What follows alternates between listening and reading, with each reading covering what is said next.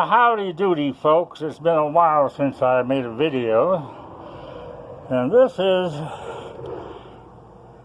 the installation of the winch on the Ford Ranger and the tightening up of the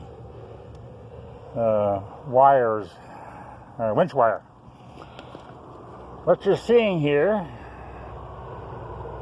is my using the winch with the rear brakes locked, the parking brakes locked, pulling it 50 feet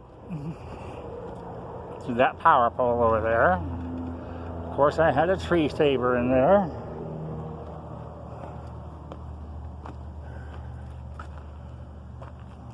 Moseying along, you can see those tire tracks.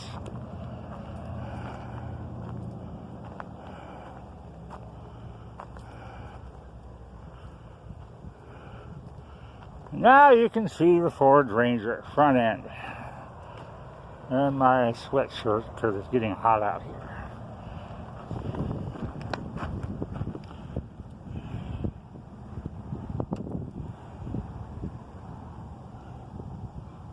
Oh, in case you want to know where the license plate is, it's right there.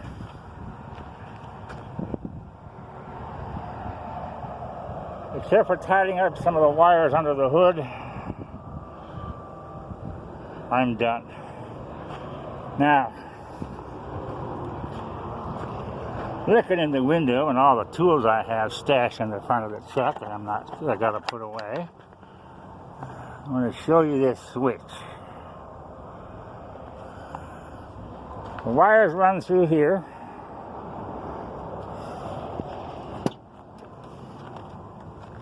Around the corner and up to here. Now pay close attention. That's my safety switch. When the LED is on, it means that I have power going to the remote that's installed in the front of the bumper or to this switch here. As you can see, down is in, up is out. There's a 2-amp fuse in this fuse holder. And the winch does not run, at least not by these controls, unless I turn on this switch. Hope you saw all that. If you didn't, we'll do it again. Power on, safety switch, LED turns on, 2-amp fuse. Down is in. Up is out, arrow pointing up, arrow pointing down.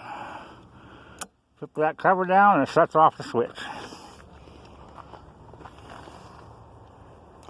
I'm pleased with my work. Hope you enjoyed this video. And this winch, by the way, is a Harbor Freight 5,000-pound winch.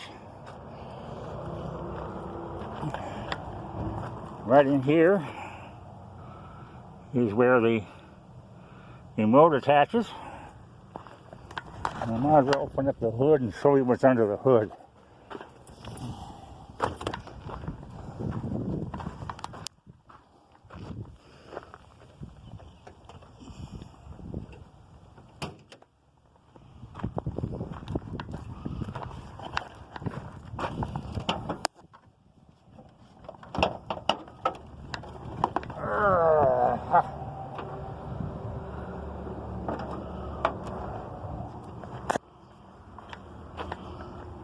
I ran the power wire. This is a trailer wiring harness. White wire goes to the ground here. The red wire goes to this terminal here on my solenoid. The wires feed through. See here, I'm going to have to tie these down somehow, a little better than they are. Over to here,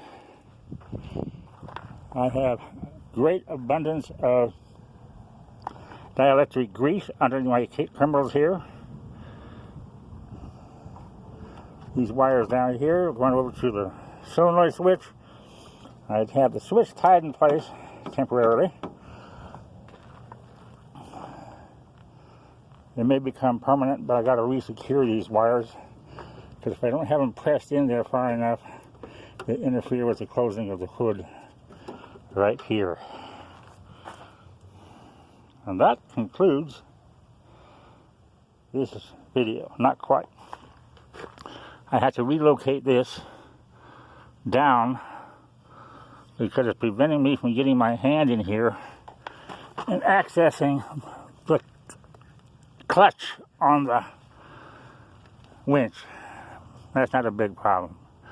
I'll be doing that later on today. Hope you enjoyed the video. Have a wonderful day and be blessed in the Lord.